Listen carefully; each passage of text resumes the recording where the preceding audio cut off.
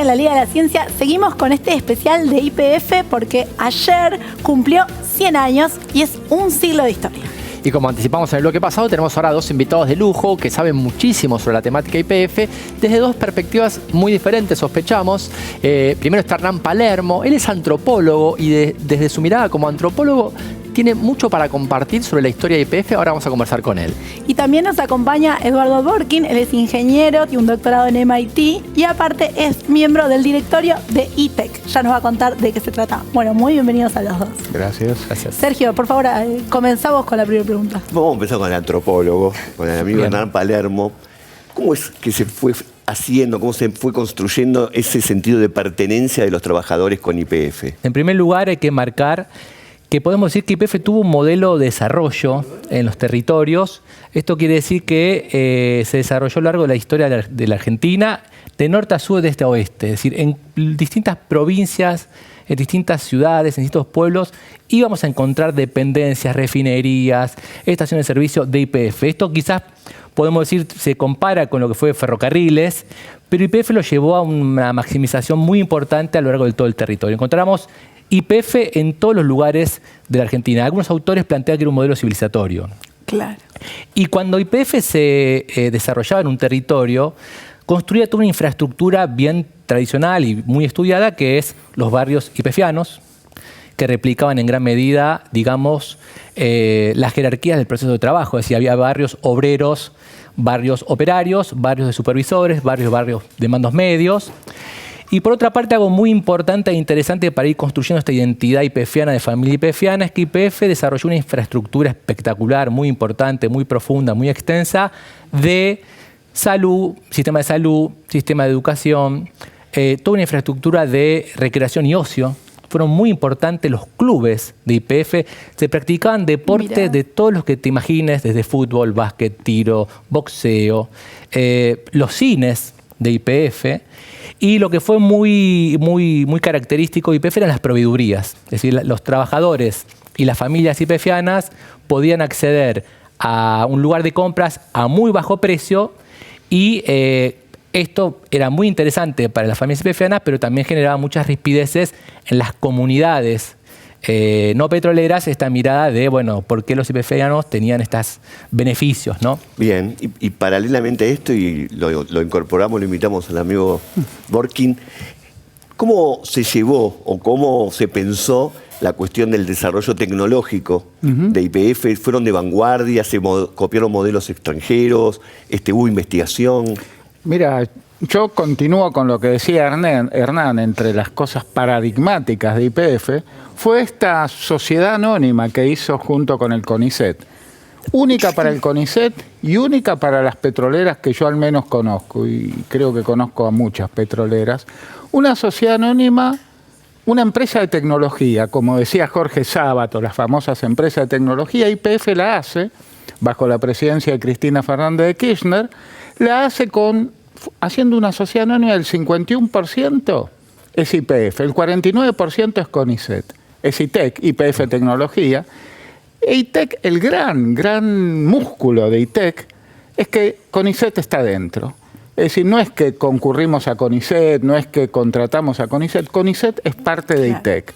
Cuando se crea ITEC, estaba lo que en YPF se llamaba el CTA, el Centro de Tecnología Aplicada, y de ahí se evoluciona a una sociedad que no es YPF. YPF es dominante en esa sociedad porque tiene el 51%, pero es una sociedad paralela a YPF, y en que no se va a resolver solamente los problemas del día a día de YPF, sino que se excursiona más allá de los problemas del día a día. Yo te diría que hoy los grandes temas en ITEC son la producción de gas y petróleo no convencional, Vaca Muerta. Vaca Muerta exige un montón de conocimiento, un montón de desarrollo.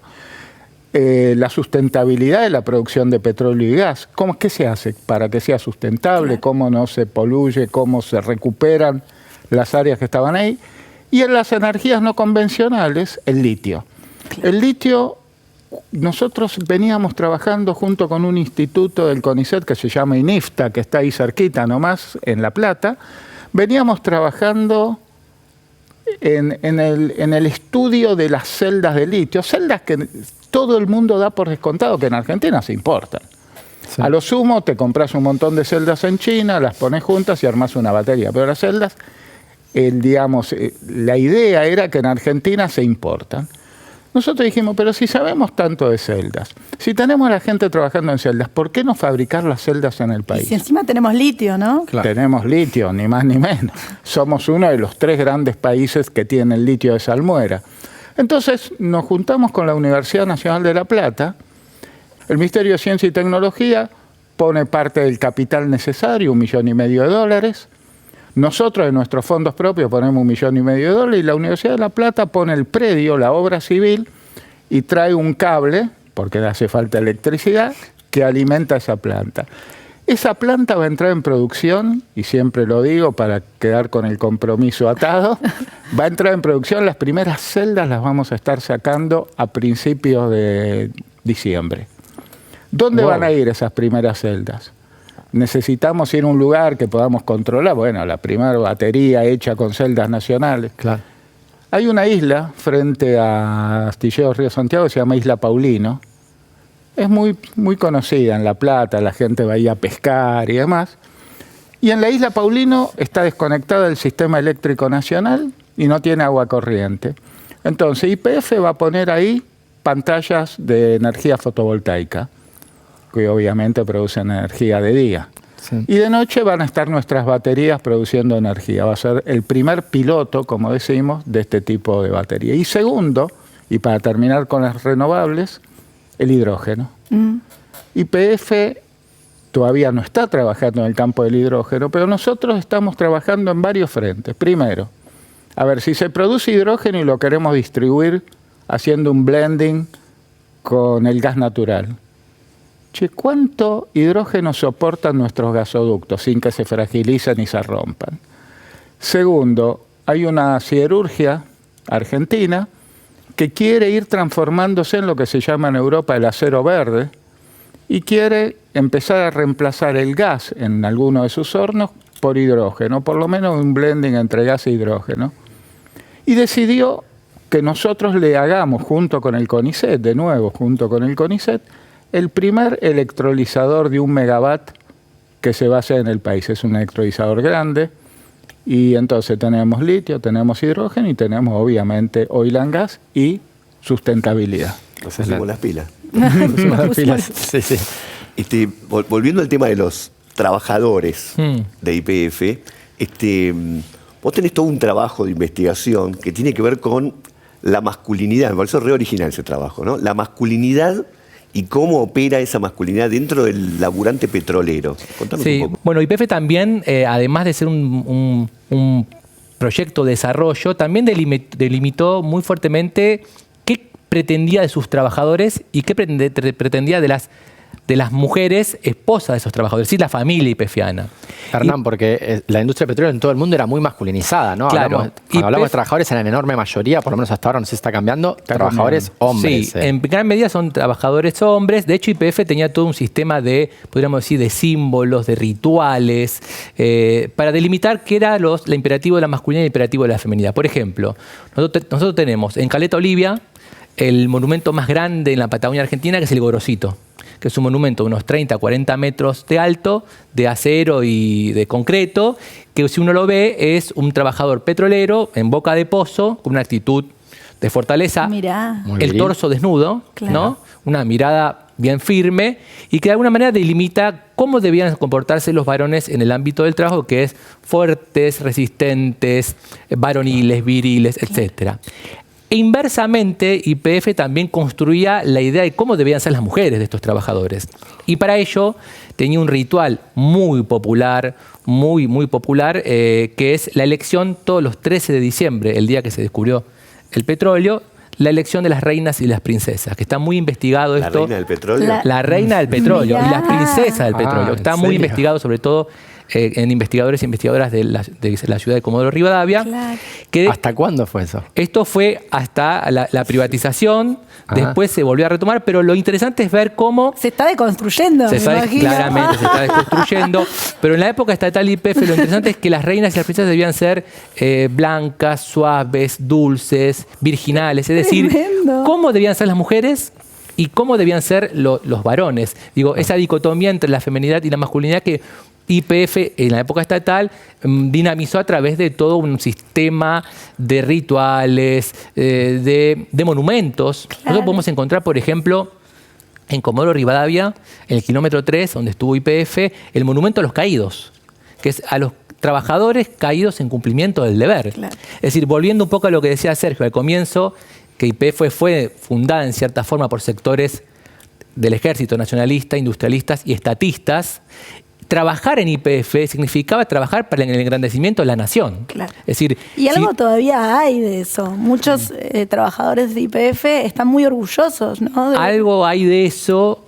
La privatización en los 90 rompió mucho de eso, pero también hay que decir, la privatización en los 90, que podríamos profundizar en ello, qué pasó allí, pero también la recuperación de 2012, que de alguna manera le puso punto final a 15 años de inercia respecto de lo que fue la política YPF. Cuando se nacionaliza YPF en el 2012, fue un punto muy importante de quiebre de 15, 20 años de inercia desde que fue la privatización en la década del 90 y sobre todo de aquel privatizador que fue José Estensoro, que fue el que en gran medida desguazó la empresa, expulsó y desvinculó y persiguió trabajadores, ¿no? Y la familia YPFiana. Yo justo di capacitaciones y cursos para mucha gente de YPF. Noto lo que decían recién, que sigue habiendo, ¿no? Un sentido de pertenencia muy grande. Absolutamente. Eso es- Mira, de pertenencia a YPF y de compromiso nacional. Es decir, el otro día estaba con una reunión con gente cuyo trabajo es tomar las que se llaman cigüeñas, viste que, Sí. que, bueno, en la jerga petrolera es A y B, aparato individual de bombeo. Es tomar las cigüeñas que vienen de China o de donde sea, ponerlas a B y producir petróleo. Y nosotros estábamos proponiendo algo que les va a costar esfuerzo, que les va a disminuir la producción, y al disminuir la producción ellos se ven peor, que es empecemos a desarrollar AIBs nacionales. Es decir, hagamos sustitución de importaciones con los AIB. Y claro, le tenés que ir a hablar a la persona de producción, porque cuando vos le pongas un AIB nacional que se hace por primera vez, va a ir una curva de aprendizaje que la Claro. tiene que recorrer, y eso va a significar que va a trabajar en condiciones menos cómodas que las que trabajaba con el AIB importado. Claro. Y sin embargo lo toman porque el tema es, el país necesita realmente que produzcamos AIB y no hay motivo para no hacerlo.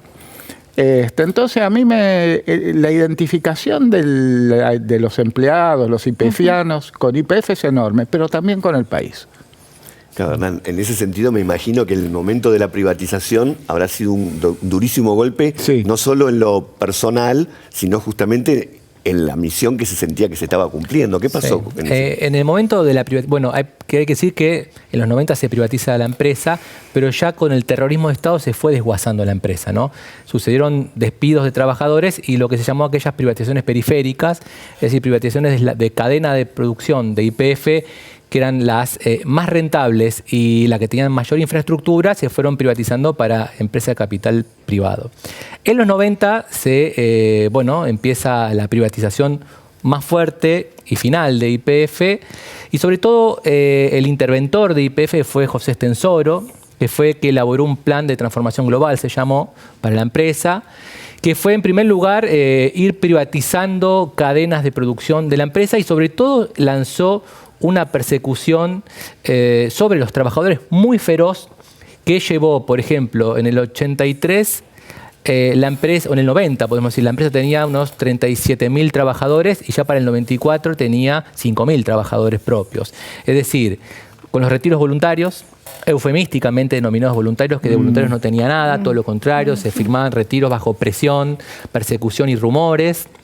Lo que llamamos los emprendimientos productivos, es decir, la empresa le decía a los trabajadores, bueno, júntense, armen un emprendimiento productivo, les vendían las herramientas viejas de YPF, durante 1 año, 2 años iban a hacer las labores que antes hacían como trabajadores, pero ahora como empresa, Mirá. y después iban a tener que competir con las grandes transnacionales que entraban en las licitaciones. ¿Y ¿no? algo Como- de eso funcionó? No, la gran mayoría de los emprendimientos productivos quedaron en el camino.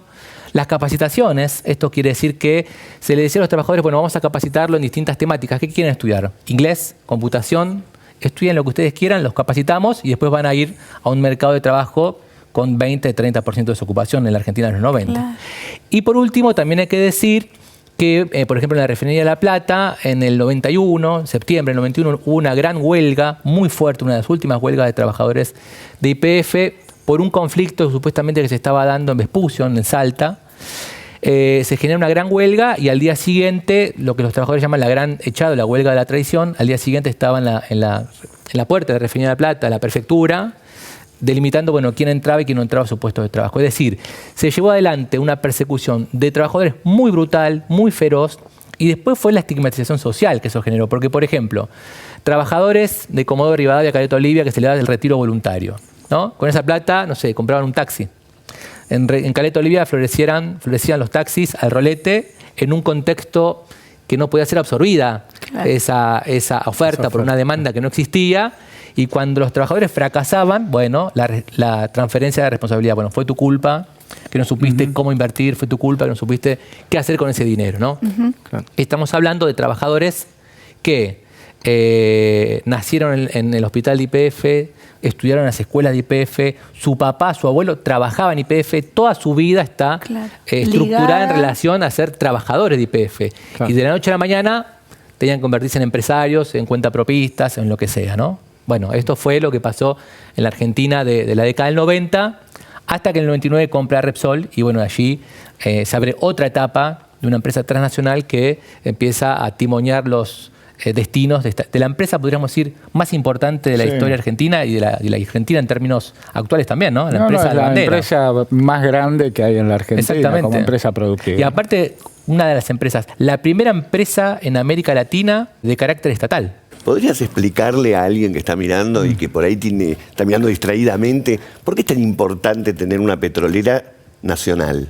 Mira, tener una petrolera nacional es importante por dos motivos que se complementan. El primer motivo es, obviamente, el tener la posibilidad de tener, obviamente para un país que tiene petróleo, ¿no?, de tener petróleo y gas en las cantidades y en el momento que vos necesites, que en este momento es fundamental. Es decir, en este momento estamos importando gas simplemente porque no está terminado, porque durante el gobierno de Mauricio Macri se esperó, se lo ninguneó, pero el gasoducto que tiene que venir de Vaca Muerta hasta acá no está todavía terminado, se va a terminar pero el año que viene en algún momento. Es decir, si hoy tuviésemos ese gasoducto, que es una obra que se postergó porque sí, porque no se quería hacer, si hoy tuviésemos ese gasoducto no tendríamos el enorme peso que sobre el presupuesto nacional tiene la importación de gas, la importación de gas natural licuado.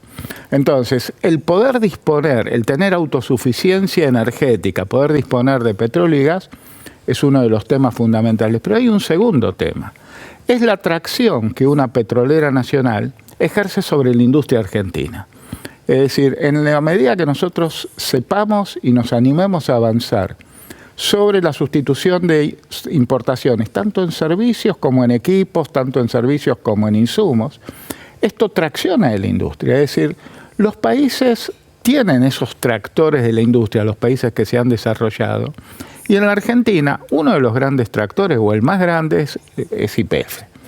YPF alimenta una serie de industrias y a su vez está beneficiada por esa serie de industrias. Es decir, es una relación en la que todos ganan. Gana YPF y gana la industria. Nosotros en ITEC hemos desarrollado, nosotros no fabricamos equipos ni fabricamos insumos, pero hemos desarrollado los que llamamos socios tecnológicos.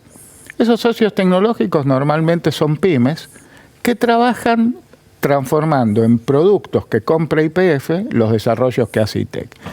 En ese sentido hay muchas pymes que surgen, que eran pymes pequeñas, pero que se animaron, que se metieron en el tema, que se animaron a invertir y que hoy están transformándose en pymes más grandes, ¿no? Cada vez menos pyme y más mediana empresa. Claro, se forma todo un ecosistema. Y la investigación también, se retroalimenta todo. Nosotros nos apoyamos en la ciencia, pero no hacemos ciencia pura. Es decir, nosotros terminamos con desarrollos tecnológicos. Los desarrollos tecnológicos tienen que ser implementados, ya sean servicios o ya sean equipos. Te doy un ejemplo. Nosotros hemos desarrollado, junto con pymes, el que probablemente sea el simulador más importante de fracking, Es decir, un programa de computación que resolviendo ecuaciones diferenciales, etcétera, etcétera, simula la propagación de las fracturas en el medio rocoso. Eso YPF lo incorporó a lo que se llama su flujo de trabajo. Y es un desarrollo argentino que en algún momento podrá ser exportado, ya sea Totalmente. vendiendo el software o ya sea prestando servicios a otras petroleras. Excelente. Eduardo, Hernán, la verdad, un lujo, ¿no? Sergio, verdad que sí, estamos, la verdad que sí. aprendimos un montonazo. Muchísimas gracias, la verdad que un lujo enorme, me encantó las dos miradas diferentes pero complementarias de la historia de YPF, la importancia actual, así que muchísimas gracias de verdad. No, gracias a ustedes. Y ustedes no se vayan, Sergio se queda, vos te quedás, Sergio, Por supuesto. y se queda y va a hacer algo que me parece que está buenísimo, que es que nos va a mostrar y analizar diversas publicidades de YPF a lo largo de la historia. Está buenísimo, justamente acaba de ganar una publicidad de YPF el Martín Fierro a la mejor publicidad este último año, así que históricamente es un tema súper interesante. No se vayan, enseguida volvemos. La liga de la ciencia es alfa, es beta. La liga de la ciencia. Hay un portal, hay un sitio, hay un canal donde el conocimiento toma la palabra. Todo Ciencia. Todociencia.com.ar. Mucho más que noticias científicas.